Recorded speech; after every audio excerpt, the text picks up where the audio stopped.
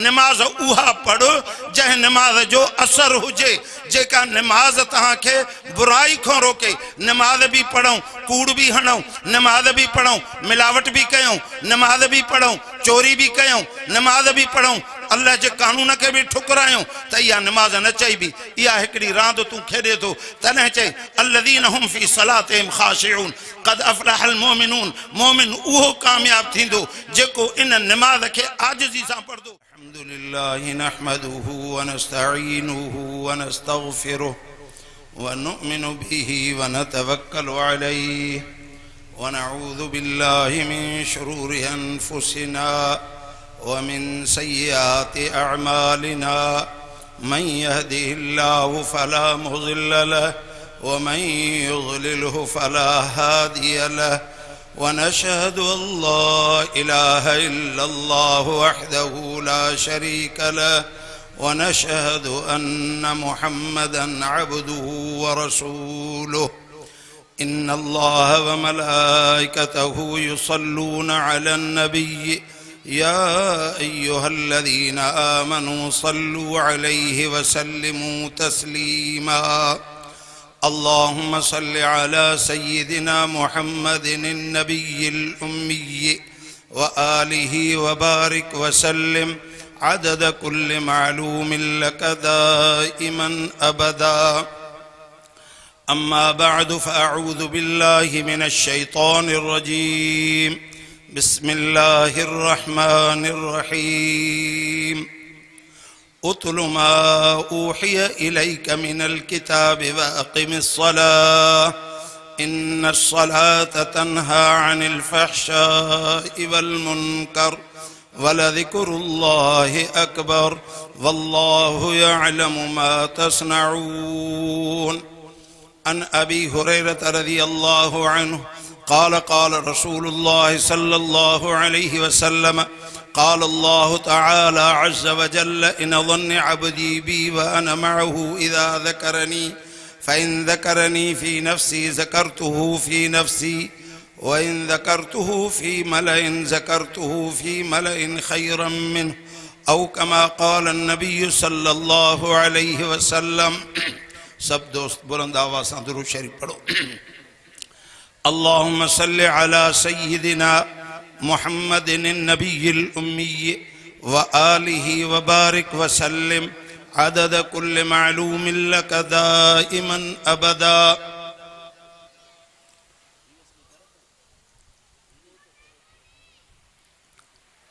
जलसे जो मेहमान खास मुअज़्ज़िज़ शख्सियत कायदे सिंध शेर सिंध अल्लामा राशिद महमूद सुमरो साहब दामत बरकातहुमुल आलिया पहुंची चुका आहिनि ऐं असुल बयान उन्हनि जो आहे। मुख़्तसरन दोस्तन जे हुकुम मूजिब चंद गालियों अर्ज रखणियूं आहिनि। तवज्जो हुजे मुख़्तसिर वक्त में इंशाअल्लाह ताला इजाजत वठबी। अल्लाह रब्बुल इज़्ज़त इंसान के पैदा फरमायो, इंसान जी तरफ अमानत मोकली, इंसान के नियाबत जो एजाज अता फरमायो। इन्हनि एजाज़न जे लाइ पोइ अल्लाह रब्बुल इज़्ज़त इंसान के इम्तिहान जे लाइ हिकिड़ो मौक़ो अता कयो, जंहिंमें इंसान खां इम्तिहान वरितो वेंदो, जेको फरमायईं अलिफ लाम मीम अहसिब अन्नासु अन युतरकू अन यक़ूलू आमन्ना व हुम ला युफ्तनून वलक़द फ़तन्नल्लज़ीन मिन क़ब्लिहिम फ़लयअलमन्नल्लाहु अल्लज़ीन सदक़ू वलयअलमन्नल काज़िबीन। छा गुमान था कयो असां ईअं पैदा थिया हूं छॾिया वेंदासीं ऐं असां इम्तिहान तव्हां को न वठंदासीं त सच्चा कहिड़ा आहिनि कूड़ा कहिड़ा आहिनि। हिन जहान जे अंदरि अल्लाह रब्बुल इज़्ज़त इहो इम्तियाज़ रखियो आहे त त इंसान के आज़ा भी ॾिनई, समझ ऐं अकुल भी ॾिनई, उन सां गॾु दस्तूरुल अमल क़ुरान पाक वहय भी पंहिंजो मोकिलियईं ऐं उन वहय पाक के समझण ऐं समझाइण जे लाइ नबी पाक सल्लल्लाहु अलैहि वसल्लम जन खे भी बेइज़्ज़त फरमायूं ऐं ख़ातमुन नबीयीन जे एज़ाज़ सां उन्हनि खे मोकिलियो वियो ताकि क़यामत ताईं ईंदड़ इंसाननि जे लाइ इहो कलामुल्लाह शरीफ़ हिदायत ऐं रहनुमाई ऐं इम्तिहान में कामयाबी जो सबब बणिजी वञे। ॿी जाइ ते फरमायईं त अलिफ लाम रा किताबुन अंज़लनाहु इलैक लितुख़रिजन नास मिनज़्ज़ुलुमाति इलन नूर बिइज़्नि रब्बिहिम इला सिरातिल अज़ीज़िल हमीद। ही असां अहिड़ो किताब मोकिलियूं था जेको इंसान खे ज़ुल्मत ऊंधाई मां कढी करे रोशनी जी तरफ़ वठी अचे। ज़ुल्मत में ख़ौफ़ ऐं ख़तरो आहे दुश्मन जो, जीतन जड़न जो, रस्ते में हलण जो। रोशनी में ईंदो इंसान मुतमइन थी वेंदो, तबई तौर ते ख़ुशि रहंदो त मूंखे को ख़ौफ़ न आहे, रस्ते जी भी ख़बर पवंदी, जीत ऐं जरासीम जी भी ख़बर पइजी वेंदी। त रब साईं फरमायो त ही जेको रस्तो असां रखियोसीं जंहिंजी तव्हां तमन्ना कई त इहदिन सिरातल मुस्तक़ीम, त असांखे सिधो रस्तो ॾे। उन सिधे रस्ते जे लाइ फरमायईं ज़ालिकल किताब ला रैब फीह हुदल लिल मुत्तक़ीन। ही अहिड़ो किताब आहे जंहिंमें कोई शक न आहे, इहो ई हिदायत, इहो ई रस्तो ॾेखारींदो पर उन्हनि शख़्सनि खे जेके अल्लाह खां ख़ौफ़ करनि था, उन्हनि शख़्सनि खे जेके हलाल ऐं हराम जी तमीज़ करनि था, उन्हनि शख़्सनि खे जेके जाइज़ ऐं नाजाइज़ खे सम्झण जी कोशिश करनि था, ऐं उन्हनि शख़्सनि खे जेके इंसान दुनिया में हलाल ऐं हराम के समझी करे उन जे मथां ज़िंदगी गुज़ारे करे पंहिंजी ज़िंदगी के कामयाब बनाइण जे लाइ। तॾहिं रब साईं फरमायो त नबी पाक सल्लल्लाहु अलैहि वसल्लम फरमाइनि था कुल इन्ननी हदानी रब्बी इला सिरातिम मुस्तक़ीम दीनन क़ियमम मिल्लत इब्राहीम हनीफा वमा कान मिनल मुशरिकीन। ही रस्तो कलामुल्लाह वारो जेको आहे इहो रस्तो सिधो आहे, इन में कोई ट्रेड नाहे। हाणे इहो रस्तो सिधो जन्नत ॾे वठण वारो वञण वारो आहे ऐं जेको इंसान कामयाब थी वेंदो। हाणे इंसान जॾहिं भी पैदा थिए थो ऐं हुनखे कलमे पढ़ण जी ज़रूरत थिए थी, बचड़ो नंढड़ो अचे थो, उनखे दीनी मदारिस जे अंदर कलमो सेखारियो वञे थो त चओ बाबा पहिरियों कलमो, चवंदो पहिरियों कलमो तैयब ला इलाहा इल्लल्लाह, बस सिर्फ़ एसी ताईं इहो नंढड़ो बचड़ो यादि कंदो।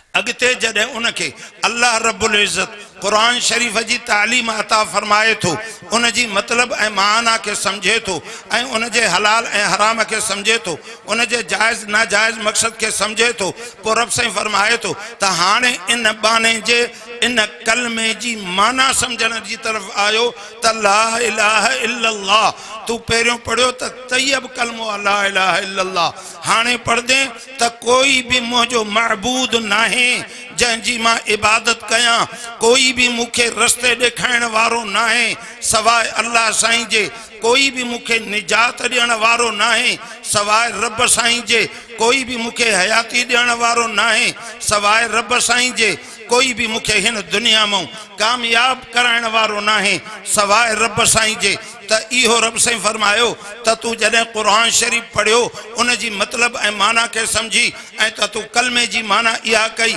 उन खां बाद में कलमे जा अहकामात अची विया। जॾहिं कलमे जी मतिलब ऐं माना के समझी त हाणे इन कुरान शरीफ़ जे अंदर जेको निज़ाम आहे इंसाननि जे इस्लाही मुआशरे जे लाइ, मुआशरे में इस्लाह हुजे, अमन हुजे, भाईचारो हुजे, उन जे लाइ जेको कुरान शरीफ़ अहकामात फरमाया त कंहिंजी चोरी न कयो, कंहिंजो दरवाज़ो न भञो, कंहिंखो लुट फुर न कयो, कंहिंखे गाॾी न पुरियो, कंहिंखे गार न ॾियो, कंहिंजो खून न कयो, कंहिंसां विढ़ो न। अगरि इहे सभु कम करे बि वेहो था त पोइ तव्हांजो हक़ क़ुरान हकम आहे, फ़ैसिलो कंदड़ आहे। पोइ जॾहिं इहा शइ जॾहिं आई त हाणे तोखे कलमो पाक सेखारे थो त ला इलाहा इल्लल्लाह ला कानून इल्लल्लाह, अल्लाह जे कानून खां सवाइ ॿियो कानून कोन्हे। तॾहिं अल्लाह जे धरतीअ ते अल्लाह जो निज़ाम तंहिंजे करे त ला कानून इल्लल्लाह। हाणे इन ते तोखे मेहनत करणी आहे त इबादत भी कंहिंजी न कबी सवा अल्लाह जे, हाजत रवा भी उहो अल्लाह आहे, कानून भी उन जो हलंदो, उन जे कानून खां सवाइ बि कानून हिते दुनिया में कामयाब नाहे ऐं उहो सही नाहे, नामुकम्मल आहे। उन खां बाद में जॾहिं तव्हां खानकाहुनि में पहुचंदव त उहे तव्हांखे कलमे जो सबक़ सेखारींदा, ला इलाहा इल्लल्लाह, ला महबूब इल्लल्लाह, वला मतलूब इल्लल्लाह, वला मअबूद इल्लल्लाह। हाणे मुंहिंजी दुनिया में अचण में का भी शय महबूब नाहे सवाइ रब साईं तुंहिंजे। जंहिं शइ खे ॾिसां थो हर शइ में फना आहे, चई कुल्लु मन अलैहा फान व यबका वजहु रब्बिका ज़ुल जलाल वल इकराम। हर शइ में फनाइयत, भाउ वियो, पीउ वियो, रिश्तेदार विया, दोस्त विया, कंहिं में भी वफ़ा न ॾिठी। हाणे साईं कंहिं सां मुहबत रखां, चवे थो इल्लल्लाह, जंहिंखे रब साईं जी बक़ा आहे। हाणे इन रब साईं पैदा कई आलम अरवाह में तोखां वाइदो वरितई अलस्तु बिरब्बिकुम जो, तूं चओ त तूं मुंहिंजो रब आहीं, तोखे मिटी मां तख़लीक दर तख़लीक पैदा कयईं, इंसान खे इन गंदे कतरे पाणी मां, पोइ उनखे गोश्त जो लुकड़ो इहे अम्मा जे पेट जा मरहला आणे करे सुम नुख़रिजुकुम तिफ़ला, पोइ ॿार करे तोखे पैदा कयईं, सुम लितबलुगू अशुद्धकुम, पोइ तोखे जवानी ॾिनई, सुम लितकूनू शयूखा, पोइ तोखे पोड़प बि ॾिनई। हाणे इहे सभु मरहला जेतिरा बि तूं खणी थो अचे त हाणे इन में तोसां वफ़ा कोन्हे, तुंहिंजो कदम अॻिते आहे। हाणे जॾहिं चएं त आख़िरी जॾहिं तूं दुनिया में हिन में रहे थो ऐं पंहिंजे पाण खे सचो थियणु चाहे थो त पोइ रब साईं सां सचो थी, उन जे वहय पाक सां सचो थी, उन जे कानून सां सचो थी, उन जी ज़ात सां सचो थी, उन जे नबी पाक सल्लल्लाहु अलैहि वसल्लम सां सचो थी त पोइ चओ ला महबूब इल्लल्लाह। मुंहिंजी मुहबत कहीं सां बि कोन्हे, मुंहिंजी दुनिया में अचण जो मक़सद माल ऐं दुनिया हासिल करणु न आहे, वला मतलूब इल्लल्लाह। मुंहिंजो मतिलबु सिर्फ़ु मक़सदु इहो आहे त मां रब साईं खे राज़ी करे हिन दुनिया मां निकिरी वञा, वला मक़सूद इल्लल्लाह। मुंहिंजो मक़सदु दुनिया में अचण जो इहो आहे त मां रब साईं खे राज़ी करे पोइ निकिरां। पोइ नबी पाक सल्लल्लाहु अलैहि वसल्लम फरमायो, जंहिं इन्हनि कलमनि जे इन्हनि मक़सदनि सां कलमे जो विर्द कंदो आयो त फरमाए मन क़ाल आख़िर कलामिही ला इलाहा इल्लल्लाह दख़ल अल जन्नह। जंहिं इंसान जे आख़िरी वक़्त में कलमे मुबारक ते ज़िंदगी ते उन जी वफ़ात थिए थी त उहो जन्नत में दाख़िल थी वियो।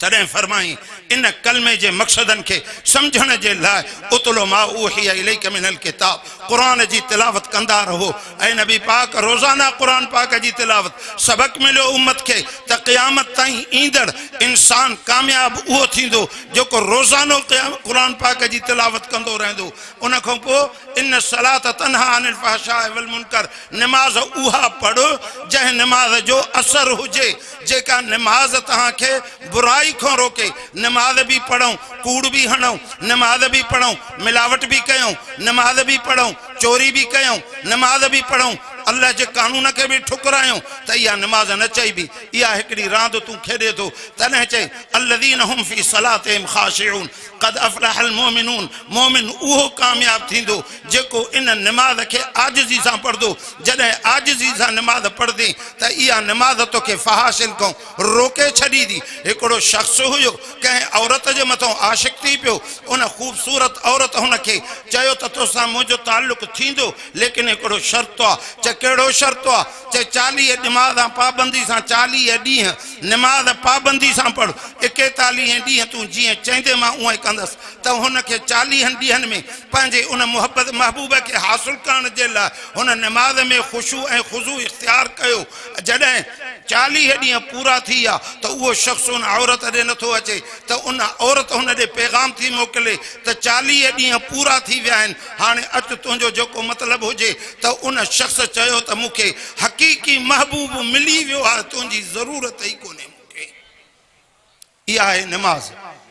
इहा नमाज़ है इन सलात तन्हा अनिल फ़हशाइ वल मुनकर। अॻिते फरमायई त इंसान तूं पाबंद आहे वज़ू जो नमाज जे लाइ ऐं क़ुरान पाक खे पाकाई सां हथ लाहिण जे लाइ, तंहिंजे करे तूं इंसान आहे, कमज़ोर आहे, कॾहिं तोखे गफलत थी वेंदी तू बेवुजू रहंदे करें तू केड़ी कैफियत में होंदे पो फरमाए वला जिक्रुल्लाह अकबर अल्लाह जो जिक्र घणो कर बेवुजू तभी जिक्र कर जेड़े हाल में जिक्र कर जैसे केतरो कया चाहे अल्लज़ीना यज़कुरून अल्लाह क़ियामन व क़ुऊदन व अला जुनूबिहिम बीठो भी जिक्र कर वेठो भी अल्लाह जो जिक्र कर सुम्यो पियो भी अल्लाह जो जिक्र कर त रब साईं सुमहलन जी तारीफ़ कई ततजाफ़ा जुनूबुहुम अनिल मज़ाजिअ यदऊन रब्बहुम खौफन व तमआ मुजा बाना दिसो पासे ते पिया न हथ मथे कयूं न वुज़ू कयूं उते पंहिंजो पासो थको थन सजे को खबे वञनि था खबे को सजे अचनि था त पोइ रब खे सॾनि था यदऊन रब्बहुम खौफन व तमआ अल्लाह में उम्मीद भी अथन त रब सजे ॾींहं जा गुनाह माफ़ करण वारो तूं आहे मुंहिंजा रब इहो खौफ़ भी आहे तू कोई भी अमल मुंहिंजो क़बूल न कयो हुजे उन में मुंहिंजो रिया अची वियो हुजे मुंहिंजी गफ़लत थी वई हुजे मुंहिंजी सुस्ती हुजे त रब चए थो त इहो मुंहिंजो बानो ॾिसो सुम्हियो पियो आहे त मुंहिंजे यादगीरे खां गाफ़िल न आहे तॾहिं फरमाए वला ज़िक्रुल्लाह अकबर हर शइ खां मथे अल्लाह जो ज़िक्र थी अल्लाह जो जिक्र थी फरमाए वज़कुरुल्लाह कसीरन लअल्लकुम तुफ्लिहून एतरो जिक्र कर जे तू कामयाब थी वञे केतरो कया सही हद ही कोन्हे उन जी हर वक्त हर साह से अंदर बाहर तू साह कढे त अल्लाह जो जिक्र कर इंसान के ख्वाहिशात हैं टिन शयुनि जो शौक़ीन आहे हे टे शयूं रब हिते जिक्र कयूं त क़ुरान जी तिलावत कर नमाज के पढ़ ऐं अल्लाह जो जिक्र कर इंसान तू शौक़ीन आहे त मूंखे कपड़ा भला हुजनि मुंहिंजो नालो वॾो हुजे त मां MPA हाँ मां MNA हाँ मां सरदार आहियां मां खान आहियां मां फलाणो उहिदे वारो हाँ मां पीर साहब आहियां मां वॾो अलामो आहियां तोखे नाले जी ज़रूरत आहे तूं कपड़नि जो शौक़ीन आहे तोखे कपड़नि जी तलब है तोखे जाइन जो शौक़ आहे तू महलातूं ठाराए थो तंहिंजे करे इन्हनि टिनी शयुनि जो फ़िक्र कर जेकॾहिं क़ुरान छॾी नमाज़ छॾे अल्लाह जो ज़िक्र छॾी त पोइ हाणे ॻाल्हि सम्झ त तूं जॾहिं इंसान तूं पंहिंजो पाण खे वॾे थियण जी जेॾी कोशिशि कई जॾहिं तुंहिंजो साहु निकिरंदो तोखे MPA कोई न चवंदो वॾेरो कोई न चवंदो पीर साहब कोई न चवंदी अल्लामा कोन चवंदी सभु चवंदा जनाज़ो पियो आहे तुंहिंजो नालो हिते ख़तमु थी वियो उन खां बाद में तुंहिंजे भलनि कपड़नि जो शौक़ु हो हाणे उहे भला कपड़ा जिस्म तो मरण खां बाद लहनि था त ठीकु आहे न आहिनि त पोइ उनखे कैंची सां कतरे करे हिन जा सोना वॻा पिसंद वारा जेके दर्जन खां सोना सिबराए उहे कटे करे टे चादरियूं कफ़न जूं ॾियोसि जेका न अमीर जो फ़र्क़ु न ग़रीब जो फ़र्क़ु न पीर जो फ़र्क़ु न मुरीद जो फ़र्क़ु न उस्ताद ऐं शागिर्द जो फ़र्क़ु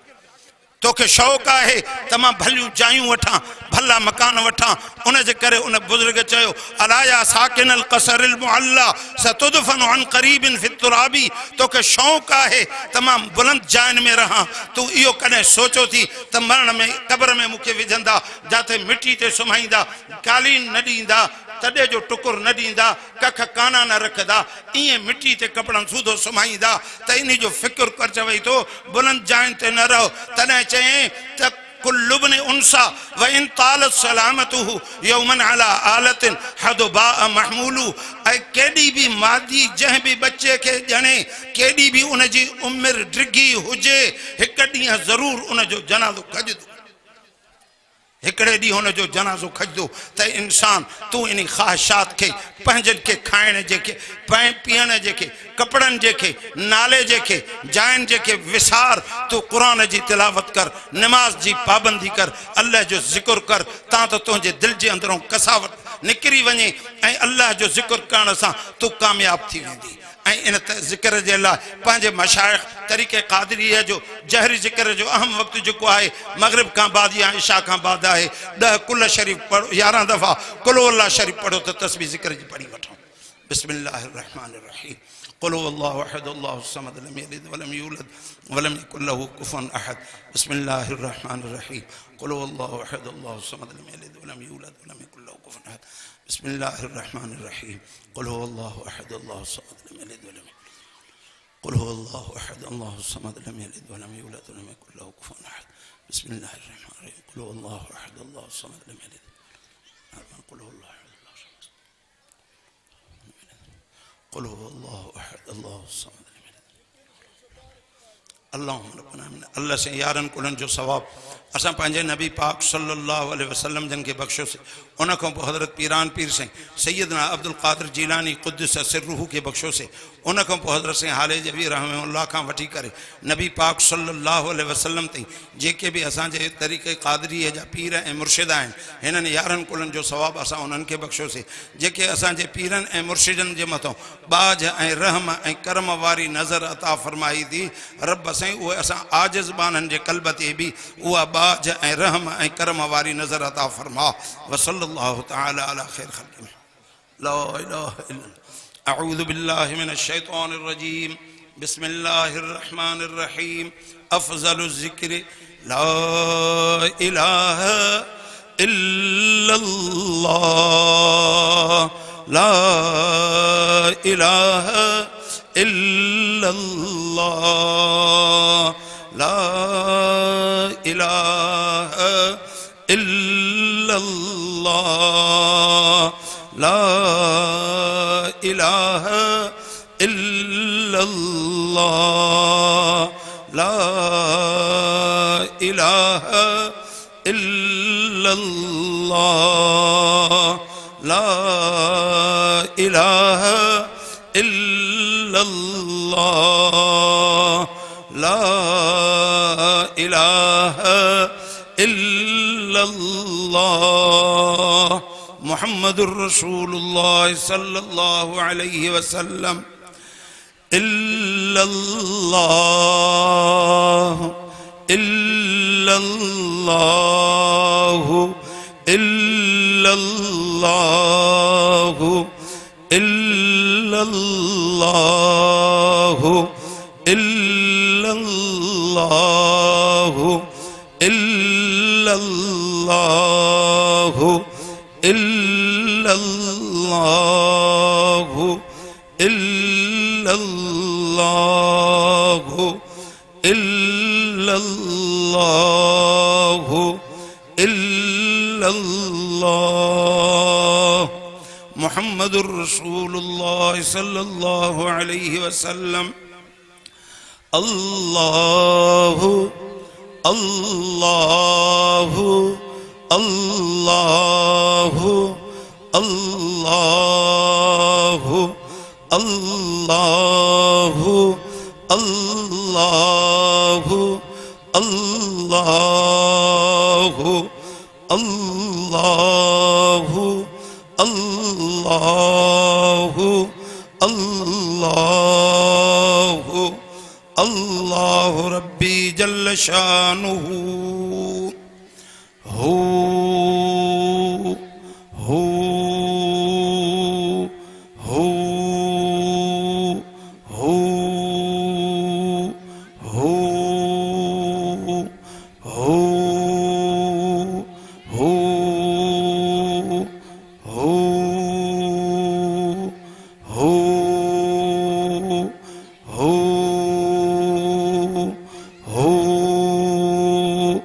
अल्लाहु रब्बी जल्ल शानुहु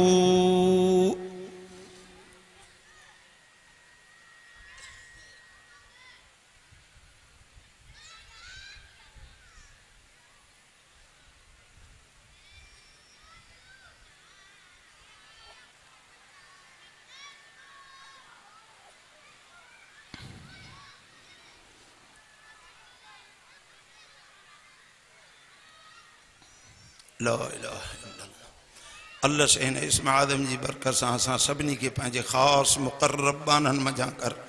ॿिन्हिनि जहाननि में राज़ी थी ॿिन्हिनि जहाननि जूं भलायूं नसीब फरमा ॿिन्हिनि जहाननि जे बुराइनि ऐं तकलीफ़ुनि खां बचा इस्लाम ऐं ईमान ऐं इहसान कामिल सां असां सभिनि जो दुनिया मज़ा ख़ात्मा बिल ख़ैर फरमा या इलाहल आलमीन हिन बाबरकत मजलिस जे सदके असां सभिनी जे कबीरनि सग़ीरनि गुनाहनि जी माफ़ी अता फरमा असां ॼाणी वाणी कया आहिनि या खिल ऐं भोग में कया आहिनि यादि आहिनि या असां खां विसरियल आहिनि असां इन्हनि सभिनी खे गुनाह ऐं गुमराही सम्झी माफ़ी था घुरूं बख़्शिश था घुरूं तौबा था कयूं अस्तग़फिरुल्लाह रब्बी मिन कुल्लि ज़ंबिन व अतूबु इलैहि अस्तग़फिरुल्लाह रब्बी मिन कुल्लि ज़ंबिन व अतूबु इलैहि अस्तग़फिरुल्लाह रब्बी मिन कुल्लि ज़ंबिन व अतूबु इलैहि मौजा रब साईं असांजी तौबा के कबूल कंदे हिदायत जा रस्ता आसान फरमा सिरात मुस्तकीम ते हलण जी तौफीक अता फरमा पंज ही वक्त नमाज पाबंदी सां पढ़ने जी तौफीक अता फरमा कुरान पाक जी तिलावत मुहब्बत सां नसीब फरमा पंहिंजे नबी पाक सल्लल्लाहु अलैहि वसल्लम जन सां सच्चो ताल्लुक़ ऐं मुहब्बत ऐं इत्तिबा नसीब फरमा या इलाहल आलमीन जेतिरो दोस्तनि ही ख़र्च कियो आहे ऐं जेतिरो प्रोग्राम कियो अथऊं इनके मक़बूल ऐं मंज़ूर फरमा जेतिरा असां आया आहियूं सभिनी जी असांजी बख़्शिश जो फ़ैसिलो फरमा हर क़दम के गुनाहनि जो कफ़ारे जो सबब बणा या इलाहल आलमीन हर क़दम ते नेकियूं अता फरमा या इलाहल आलमीन असांजे बीमारनि खे शफ़ा अता फरमा कर्ज़नि खां जेके कर्ज़नि में फाथल आहिनि उनखे निजात अता फरमा जेके व्याज में फाथल आहिनि इन व्याज जी नहूसत को निजात अता फरमा बे औलादनि खे नेक साले औलाद अता फरमा जन के औलाद अता फरमाई थी मौजा रब से उन्हनि खे नेक साले फरमा बरदार अखियुनि जो ठार बणा रुठल रिश्तनि खे मुहब्बत सां गॾु हलण जी तौफ़ीक़ अता फरमा जेके रिश्ता इंतज़ार में आहिनि उन्हनि खे मुहब्बत ऐं इज़्ज़त वारा सुठा घर अता फरमा या इलाहल आलमीन असां सभिनी जी हर मुश्किल के आसान फरमा असां सभिनी के शरीरनि जे शर हासिदनि जी हसद को हिफ़ाज़त फरमा या इलाहल आलमीन गज़ा ऐं फ़लस्तीन जे मुजाहिदीन जी नुसरत फरमा शहीदनि जा दर्जा बुलंद फरमा ज़ख़्मनि के शफ़ा अता फरमा जेके उञ ऐं बुख ते आहिनि मौजा रब साईं उन्हनि जी नुसरत फरमा असां सभिनी मुसलमाननि खे उन्हनि सां ताउन करण जी तौफ़ीक़ अता फरमा जंहिं बि जाइ ते मौजा रब साईं मुजाहिद जिहाद करनि था उन्हनि जी नुसरत फरमा हरमैन शरीफ़ैन जी हिफ़ाज़त फरमा पाकिस्तान जी अंदरूनी बैरून ममालिक जी हिफ़ाज़त फरमा ऐं हज़रत अमीरुल मोमिनीन मौलाना फज़लुर रहमान साहब दामत बरकातुहुल आलिया जी सेहत कामिल अता फरमा उन्हनि जी हिफ़ाज़त फरमा उलमा हक़ सां गॾु हलण जी तौफ़ीक़ अता फरमा इन्हनि जी नुसरत अता फरमा जमी मुसलमान मर्द ऐं औरतूं जेके तो वटि पहुची चुका आहिनि सभिनी जी क़ब्रुनि खे कुशादो फरमा सभिनी जी क़ब्रुनि खे थधो फरमा उन्हनि खे जन्नत जो खाधो नसीब फरमा उन्हनि जे क़ब्रुनि खे जन्नत जे बाग़नि मंझो बाग़ बणा दर्जात जी बुलंदी फरमा अल्लाहुम्मा रब्बना इग़फिर लना व लिइख़्वानिना अल्लज़ीना सबक़ूना बिल ईमान वला तजअल फ़ी क़ुलूबिना ग़िल्लन लिल्लज़ीना आमनू रब्बना इन्नका रऊफ़ुर रहीम अल्लाहुम्मा सल्लि अला सय्यिदिना मुहम्मद व अला आलि सय्यिदिना मुहम्मद सलातन तुनज्जीना बिहा मिन जमील अहवाल वल आफात व तक़ज़ी लना बिहा जमीअल हाजात व तुतहिरुना बिहा मिन जमीइ सय्यात व तरफ़उना बिहा इंदका अला दरजात व तुबल्लिगुना बिहा अक़सल गायात मिन जमील खैरात फ़िल हयात व बअदल ममात इन्नका अला कुल्लि शैइन क़दीर सुब्हान रब्बिका रब्बिल इज़्ज़ति अम्मा यसिफ़ून व सलामुन अलल मुरसलीन वल्हम्दुलिल्लाहि रब्बिल आलमीन आमीन ला इलाहा इल्लल्लाह।